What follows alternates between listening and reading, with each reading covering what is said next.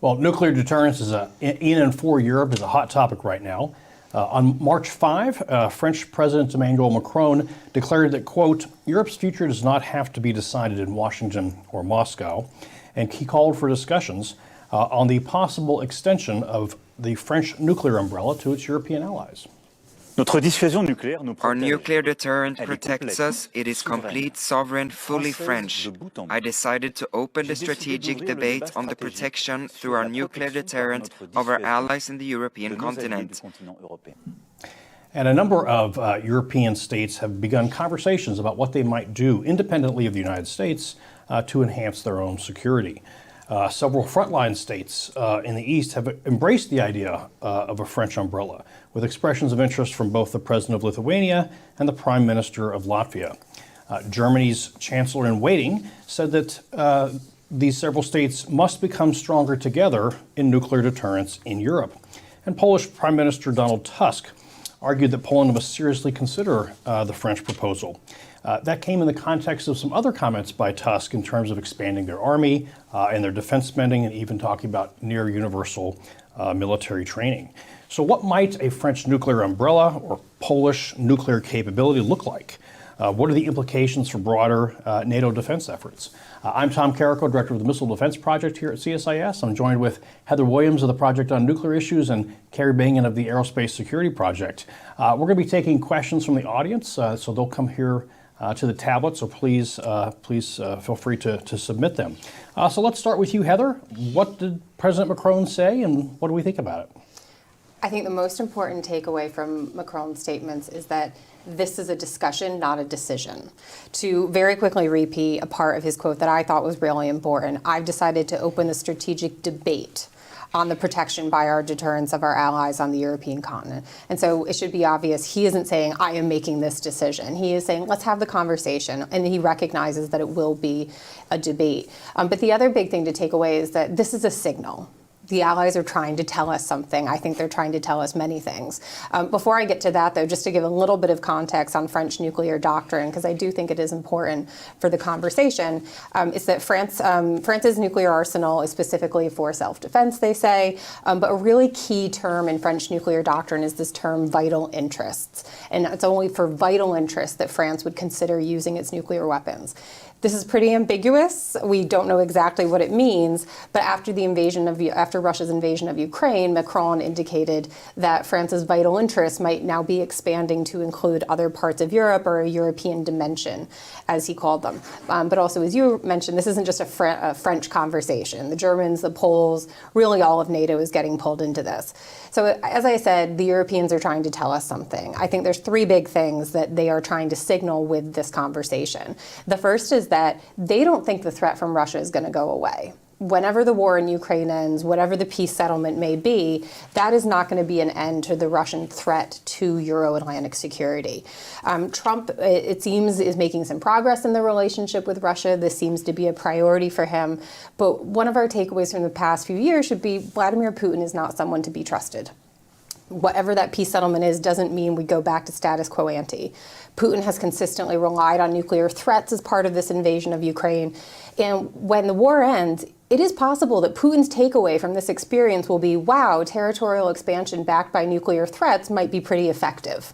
And so that might expand. The second thing the allies are trying to tell us is that they do want to be doing more. They have noticeably stepped up on defense spending since the invasion of Ukraine began. They're stepping up on the conventional side, and they are doing more on burden sharings. And so perhaps some of President Trump's pressure there is showing results. The third thing, though, that they are trying to tell us is that they are nervous about the endurance of the U.S. commitment to Euro-Atlantic security, particularly on the nuclear side, right? The U.S. really leads on NATO's nuclear mission with a dual capable aircraft component to it. And so if that goes away, that will leave a really big gap for the Europeans to try to fill. And so I hear Macron saying, let's start the conversation. Let's start thinking about this. Just some observations on the French side, though. This would not be easy for France. For very practical reasons, this would be a massive endeavor and a massive challenge. Operationally, France has 290 warheads and air and sea-based delivery mechanisms, but to really have a credible deterrent, It's never going to replace what the U.S. provides right now, but that might require some forward deployment. So you're getting more and more European countries involved, more and more domestic politics to take into consideration. And so France might have to build up to essentially fulfill that deterrence requirement. It has the capacity to do so, we think, but does it have the domestic support? Does it have the resources to do that? At present, about 15% of the French defense budget goes to nuclear. Are they willing for that to go up? Because that really is what would be required as part of this. And so I think there are some other options. France, could join the NATO nuclear planning group. They could be a bit clearer about their declaratory policy and saying exactly what vital interests mean. But all to say, coming back to where we started, this is the start of a conversation that I think is going to continue for a while. But Kari, I'd be really interested to hear what did you take away as significant from some of Macron's statements, but also the other statements coming from European leaders? Well, Heather, I want to build on some of the things you said because yes, I see signaling or posturing here from the French, from other European allies, but I think it's more than that. And you hit the nose on the head is there is this reckoning occurring in Europe right now. And it's not just the Trump administration revisiting its Europe and its NATO policy and demanding that the Europeans take on more responsibility for their security, but it is also that Europe is facing this stark reality, as you said, that the Russian threat is not subsiding, but it's actually increasing. And I mean, let's call a spade a spade. The Europeans are already under attack. Now, it may not be conventionally, but we're seeing an incredible amount of unconventional or gray zone warfare being waged on the continent. Sabotage, assassination, cyber, information operations. I agree with you. I think Putin is emboldened by what's happening now. He's growing his military. He announced, we're going to increase our active force to 1.5 million. There is incredible battlefield learning happening within his forces. He's learning that he can outlast the West. Now, he does have domestic and industrial-based issues, but he's learning, hey, protraction, if I can engage in a protracted conflict, the West will lose its will. And you're also then seeing the side effect of this, which is closer relationships between Moscow, Beijing, Tehran, Pyongyang on arms, supply chains, manpowers, which I don't think, initially I would have said I thought this was a coalition of convenience, and there is a convenience there, but I don't think that those relationships are subsiding.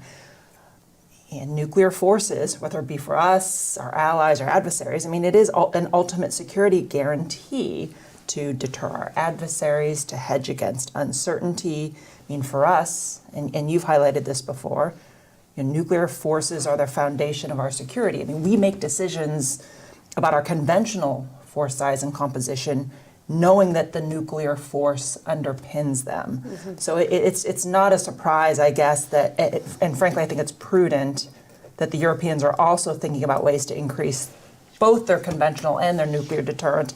But I agree with you. I mean, I think we've got to be careful what we wish for here, and there's a whole host of challenges, not only on the European side, but there's a lot of things that I think the U.S. should also examine in this. Is this really in our interest to revisit our extended deterrence commitments, and do we really want to see these independent or more autonomous nuclear capabilities on the European continent? But Tom, what do you think about?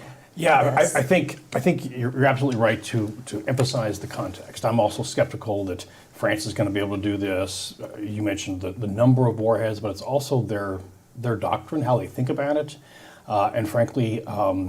I also caught his line, Macron's line, that they were going to do this without raising taxes. So, no more money, but somehow a new nuclear deterrent for Europe. So I think that I will tell you, I've had more people kind of refer to the NPT and like, hey, is this really working out for us in the past couple weeks than I have in quite a while? And to Kari, to your point, I think this also is similar to the conversations that we're seeing in Japan, for instance. I mean, I think it's fantastic that Japan is getting 400 Tomahawks, but 400 Tomahawks is not going to stop China. And so I worry that the diagnosis that we and our allies have kind of come to of we've got to step up our conventional deterrent to have a blunting strategy, a strategy of denial. I think that's all great. But the question is whether we have moved out on that sufficiently fast to have the results. And if the window has closed to get a big conventional buildup for conventional deterrence, then I think that's where you're going to see more folks reach for the nuclear deterrent side of things, to potentially include Japan, as we've heard from former and the late Prime Minister Abe in the week after the 2022 invasion. He asked that question about a nuclear sharing arrangement with the United States. And then the current Japanese Prime Minister has kind of said things about that as well in his private capacity. And the Koreans as well. Korean public opinion polling. If I can just pick up on your point about Japan, because I do think it's really important, which is to say America's allies in the Indo-Pacific are going to be watching really closely what happens in the European theater and vice versa. And this is really one of the implications of being in this so-called two-peer competition, which is it isn't just two sets of adversaries that you have, it's also two sets of allies. And they do all watch each other. And so while on the one hand, there might be some logic to the notion of, okay, shift our focus. We're going to prioritize Indo-Pacific, let the Europeans take care of themselves, step up on the conventional, potentially the nuclear front. That also sends a signal to the Indo-Pacific allies, which is not necessarily the one you want to send, which is our commitments might be a little more fluid than they have been in the past. And so for the Indo-Pacific allies, that could also incentivize some proliferation challenges. And with that in mind, I did just want to comment on the NPT point. You know, one of the risks of the withdrawal of the U.S. extended nuclear deterrent or umbrella, if that happens, to be clear, none of this has happened. The U.S. is still in NATO. The U.S. still extends its nuclear deterrence across Europe. But if that happens, there is a risk of proliferation. Extended nuclear deterrence is one of the best, if not the best, non-proliferation tool in history. A more proliferated world is not in America's interest any longer. And so that connection between our nuclear umbrella and the proliferation aspect, I think, is a really important one. And this is all happening at a time when a lot of the guardrails are falling off, right? The NPT it's not particularly strong at the moment. It's had 2 failed review conferences. It is the foundation of the nuclear order. It's one of the reasons why we haven't seen more proliferation, but it isn't really strong right now. And so on top of that, states might be feeling additional proliferation pressures because of concerns about their security. And so in some ways, for me, this just really stresses the importance of the enduring U.S. extended deterrence mission, I think. Well, and on extended deterrence, there is this perception that the U.S. may be reducing its extended deterrence commitments. I have not seen administration officials say as much, particularly in the nuclear arena, but I think it's also useful for us just to put back out there is why, in this day and age, why is extended deterrence, in particular extended nuclear deterrence, important? And if you had an audience with the president, what would you say? What key points would you make about why extended deterrence is important and relevant today? What I would say, and then I want to hear what Tom says, what I would say is that this isn't a one-way deal. This isn't just we give something and they don't give anything back. We get a lot back. It is not like-for-like exchanges, but European contributions on conventional capabilities, on air and missile defense. They have been increasing their defense spending. Also, I don't think we should overlook their intelligence contributions, the intelligence sharing, the information that we get from being part of NATO is really significant. And I think that is one of our best chances of deterring this more emboldened Russia that we might see coming. But also, if you are really interested in China, which we know the president is, then my message would be, if you really want to stand up to China, then make a show of force, or not literally show of force, but signal just how committed you are to allies, and you can do that in Europe. And showing that it is a two-way street and that we do get something out of it. But what do you think, Tom? Yeah, I just to kind of state the obvious in terms of the broader context here, I think we wouldn't be having this conversation if there hadn't been that unfortunate Oval Office exchange between Zelensky and President Trump and Vance. So I think just that obvious thing needs to be stated. And I think there is, as bad as that was, I think that there is nevertheless a silver lining here, that it is good to see the Europeans appearing to be taking this more seriously than they have in the past. And if you'll indulge me, I want to read a statement from the Secretary of Defense, who said, I think the kind of emotional and historical attachment that Americans have had to this NATO alliance for nearly 65 years is aging out. Decisions and choices are going to be made more on what's in the best interest of the United States going forward. My hope is that that fact that reality is changing in the United States will get the attention of European leaders to realize that the drift of the past 20 years can't continue, not if they want to have a strong transatlantic partnership with the United States. And that was not Secretary Hegseth. That was Bob Gates in his interview in 2011. So my point being, this has been a long time coming. We need Europeans to step up, and I've been fond of pointing to, Prime Minister Tusk's statement, where he kind of tells his European colleagues, hey, there's 400 million Europeans asking 300 million Americans to defend them against 150 million Russians, or 140 or something like that. So I think he gets it, and I think what you're seeing in Poland, for instance, talking about military training, they're buying stuff hand over fist. I think that's all for the good. I would also commend the new NATO IAMD, Integrated Air and Missile Defense Policy thing that was put out last month in February. I think that's a good thing. It's very clear in terms of what needs to be done on that front. So I think, again, more Europeans doing more, including for the nuclear mission. I mean, my mind immediately goes to dual capable aircraft, and maybe there's Polish pilots that can be training on that mission, or maybe the Brits have some role there. So I think there's little things that we've been talking about for a while that could be done. It's not like Poland needs to be enriching something for the next 10 years in order to get to this capability or contribute to it in some way. I think there's a lot of little steps that could be done here. Well, and if I can pick up off of that, oftentimes we talk about extended deterrence as it's us, the United States, we are extending our nuclear umbrella, or we're doing something for you, and we need to reassure you that we're going to be there for you when needed. I mean, I think we also have to remind ourselves there are specific United States security interests with this extended deterrence as well. So I think there's a proliferation argument, but also, I mean, the basic premise here is I think it is in our interest, our United States interest, to maintain control over these incredibly destructive weapons, for us, United States, to be able to manage the risks with how these conventional conflicts could escalate, potentially cross the nuclear threshold, potentially pull us in, and minimize the spread of nuclear weapons, whether it's to allies and partners or to adversaries and terrorists. And for our own nuclear forces, having access beyond our shores, integrating with our allies, I think it expands our own deterrence options and our own options that are provided to the president.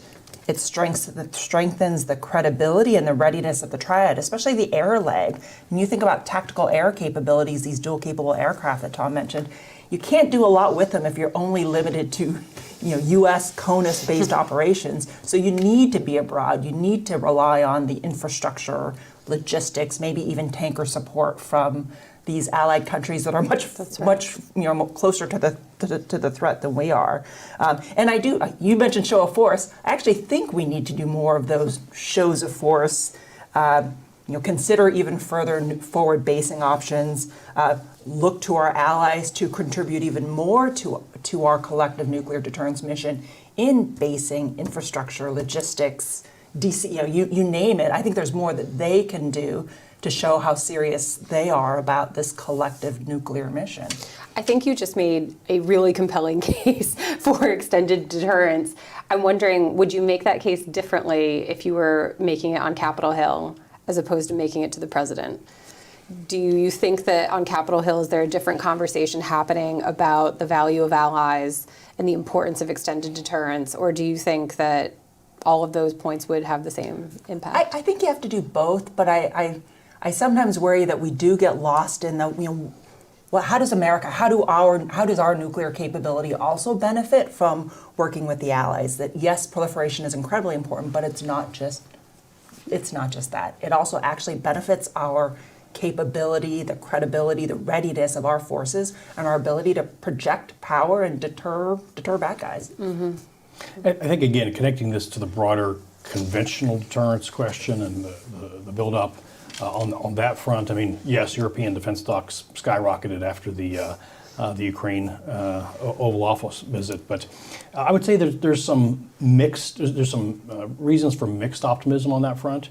I mean, we've seen some European countries stepping up on the munitions, that sort of stuff in the past couple of years, but to be clear, there's a long way ahead that could go in terms of we're still, as Bob Gates pointed out in 2011, there's a lot of members of NATO that are still not up to 2% or whatever it is in terms of their spending. So I think there's a long way to go. I think you're exactly right to emphasize that the Macron thing was probably a signal more than it was a change in their nuclear doctrine. I mean, that would be a massive change, and so I think again I'm skeptical on that front. Just to pick up on your point about conventional, because I think this is really important, what it seems like is the direction of travel is that Europeans are recognizing to some extent the U.S. will be shifting.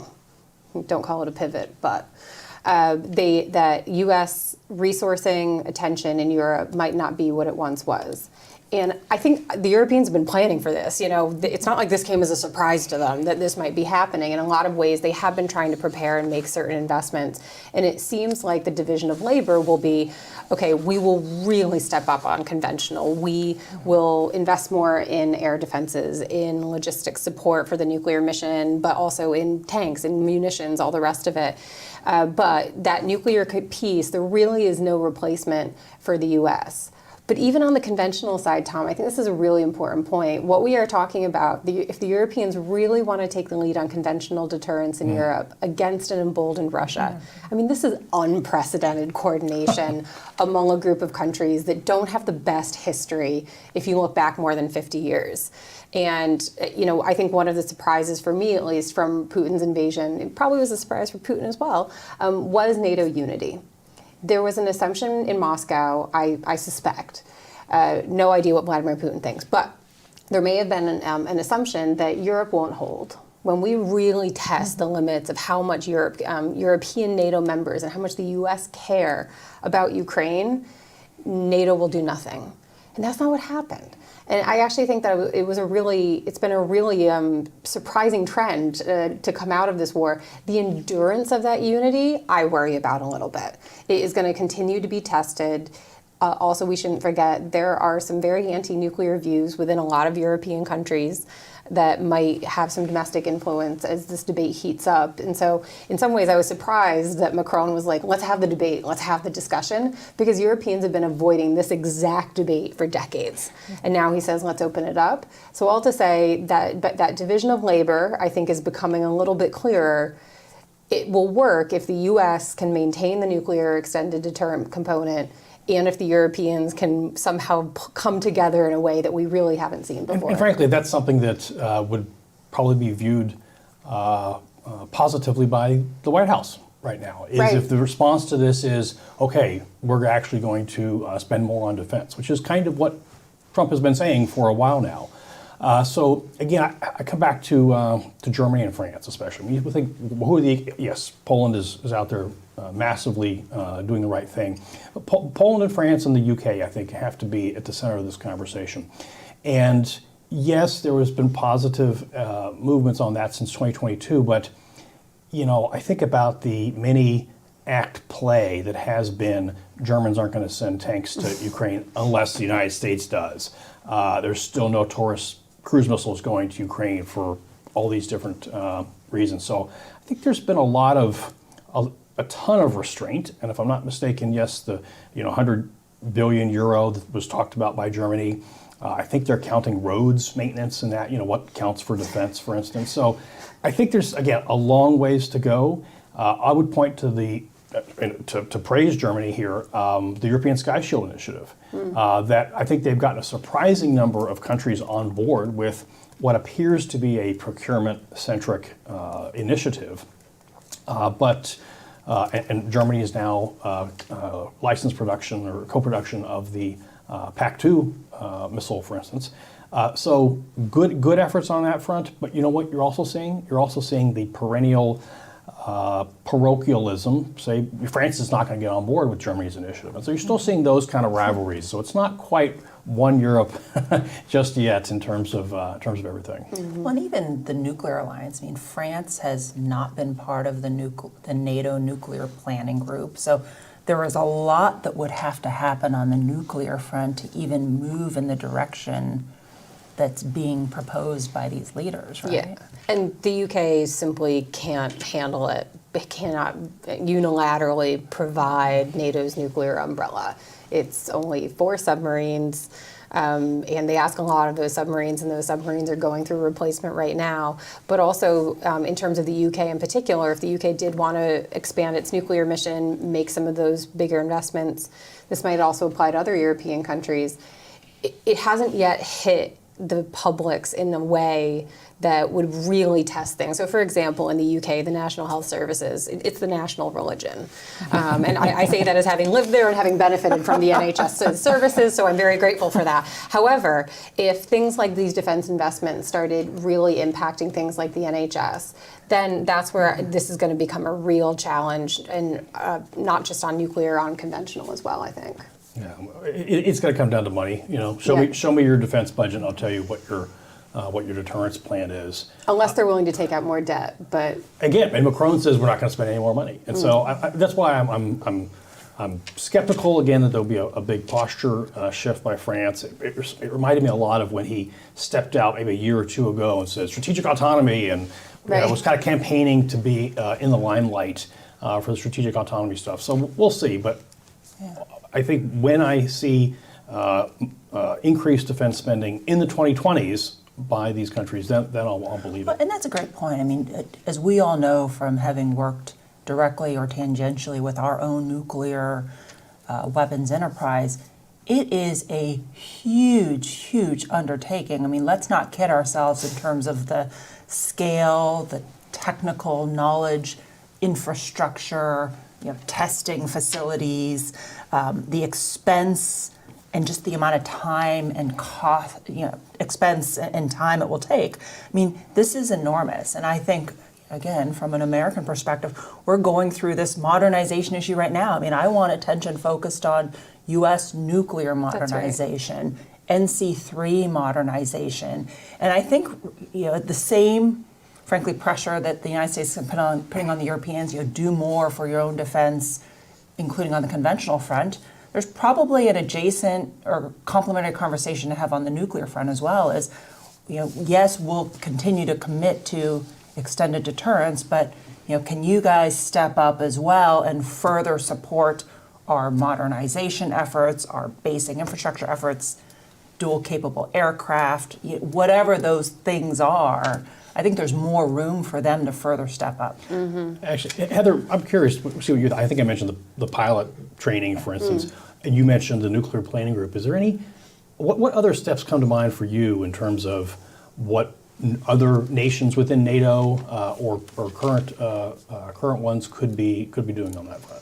Yeah, I think there's a couple options. So one of them, I don't want to downplay the DCA option. I actually think that that's probably the easiest, the quickest, which is for the countries that are already buying the F-35A or considering the F-35A, is to do nuclear certification on those as well. And then that, again, it isn't just the practical contribution to deterrence. This also does send a signal, because those are still, those are U.S. nuclear weapons that are involved in that mission. And so this is still a U.S.-led initiative, which I think is a really important one to emphasize. The other one would be not just the DCA mission, but if you also had basing of nuclear warheads in additional countries. That can become challenging, not just for the domestic political dynamics in those countries, but also it's expensive. Nuclear safety and security requires a whole lot of precautions and a whole lot of money and certain types of facilities. And so that would also be a pretty big investment. The other idea that I hear being floated around a bit is a new standoff capability. Which would be as opposed to the gravity bombs. Correct, correct. And I've heard Europeans asking for this for a while now. It would definitely send a signal. The challenge might be it might add to those modernization efforts. And going through with the current modernization plan, I think needs to be the priority. I'm still waiting for that executive order committing the Trump administration to following through on nuclear modernization along with the Slick Amendment. Hasn't happened yet, but maybe next time that the three of us get together, I'll have my EO. But until then, and so I think the DCA mission, standoff capabilities, The other option, coming back to France, is that what the extreme option would be for France to join the nuclear planning group. But there are other options within there. So France could be an observer of the nuclear planning group without fully joining. Some of the benefits of that are they will get more insights into joint nuclear planning, exercising, operations, the logistical support that goes with it. Because if they're outside of the NPG, they have to recreate all of that themselves in this hypothetical umbrella that Macron is talking about. And so that's one option that I would be really curious to hear the French explore in this debate. Something else that we haven't talked about is, up till now, we've been focused on a concern of proliferating nuclear capabilities to our allies.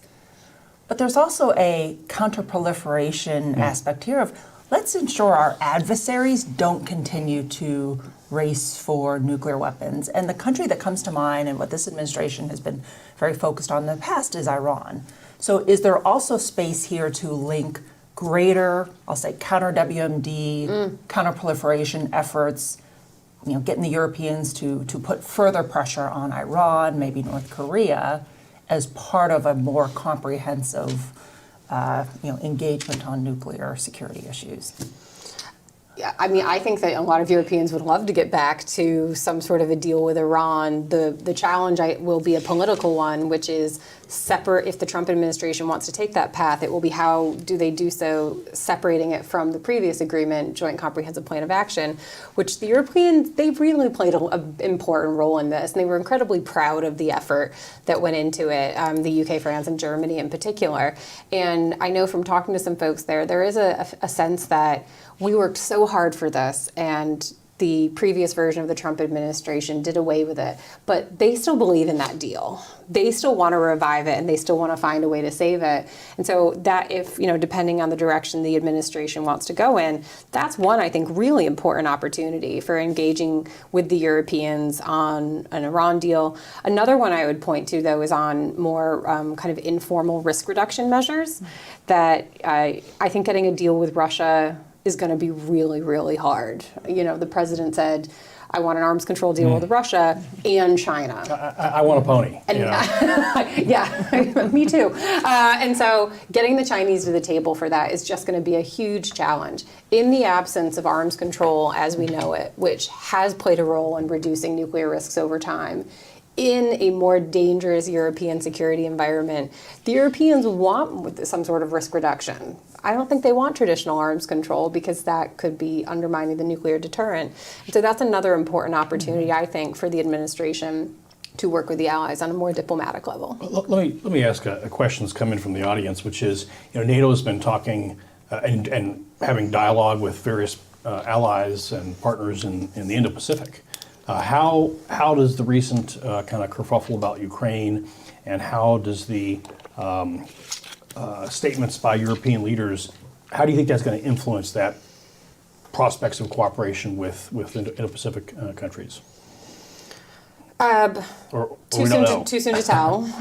But things like the NCG, the Nuclear Consultative Group with South Korea, but also AUKUS, those mean a lot to the allies. They aren't just symbolic demonstrations of the U.S. commitment and, you set up a dialogue, so what? No, there's much more substance behind that, which the allies have consistently said they really value and appreciate. The point I would make to this administration about those dialogues and the value of them is this is one of the best, is that our allies in the Indo-Pacific are one of the best tools for deterring and, if need be, defeating China. If that is your goal, standing up to the Chinese, whether that is militarily, economically, politically, for regional deterrence purposes, for control or for influence in the international order, those allies are one of your best tools for doing that. And these are things that really reassure them and that get them on side with you.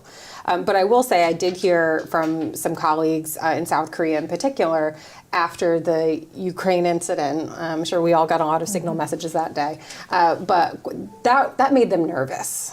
That really made them nervous. And so again, I really want to stress that point. Allies in one theater watch what happens in the other. And so some sort of dramatic change in U.S. security commitments to Europe, that does not help us in the Indo-Pacific.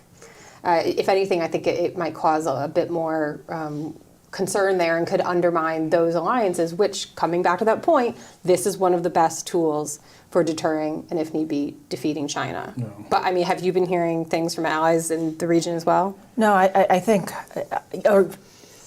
the concerns that have been expressed to me have been similar, I think, to what is being shared with you on Signal. I do worry what Xi Jinping is taking away from Russia's advances. And Russia, they're learning a lot on the battlefield. They're learning that if I stick it out and work with my own allies, work with the Chinese, with the Iranians, et cetera, that Western will erode. And I don't want Xi Jinping to take away that message vis-a-vis Taiwan and the Indo-Pacific. Pure and simple. I think your point, Heather, about the two theaters are linked, right? They watch each other, but they're also linked substantively. And I think substantively in terms of there's going to need to be economic solidarity with our NATO and European friends if we are, no kidding, in a tariff war with China or some other kind of a potential war with China. So I think that's very well said. So, well, any closing thoughts on what all this means? Let's see. Yeah. Macron said he wants a debate. I look forward to hearing the debate. A few things that I'm going to be watching for as this evolves. It's not just intra-European discussions, it's domestic debates within those European countries. That NATO unity, as I said, surprised me. There were a lot of feet flapping underneath the calm waters when that happened. And so watching the domestic debates in Europe, I think is going to be a really important one. The other thing that I really want to watch is how is Russia perceiving all of this? What is going to be the Russian response? It does feel like we're in a bit of a holding pattern right now to wait and see what comes of, and that Putin-Trump 90-minute phone call. That if that's progress, we haven't yet seen we don't yet know what that means. We don't yet know what that looks like. If that does mean some peace settlement that is equitable, at which Ukrainians have a say, and if it brings more peace and security to Europe, that's great. But we just haven't really seen the meat on the table for what that looks like. But I think that when that happens, I really am curious how this is all being perceived in Moscow. Do they take Macron's statements as credible? Do they think that Paris would stick up for Kyiv in any future conflict?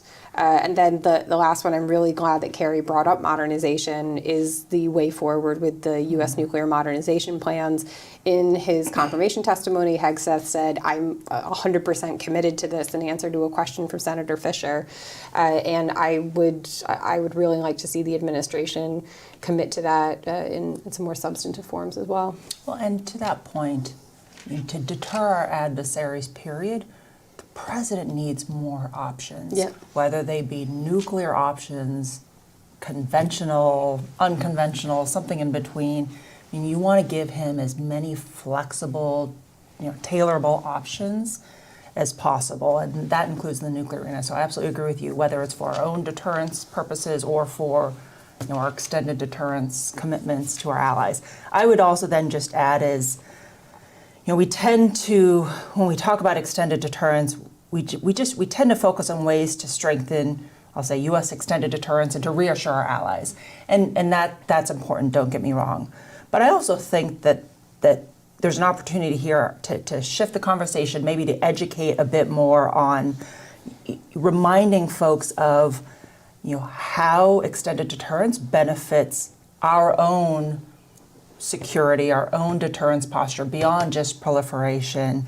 And, as NATO looks hard at, increasing budgets above 2% GDP and additional conventional force investments that they can make, let's make sure that they're also looking at what additional commitments and contributions they can make on the nuclear front as well. Yeah, I'll just close up by saying, Heather, to your comment about the Ukraine deal and disarmament talks and all this kind of stuff, I hope the administration remembers a talking point from its previous go-round, which is that no deal is better than a bad deal, and a deal at any cost is not a good thing. So thanks everybody for tuning in. This has been a great conversation. I don't think we've solved all the world's problems, but I'm Next sure time. this will be back.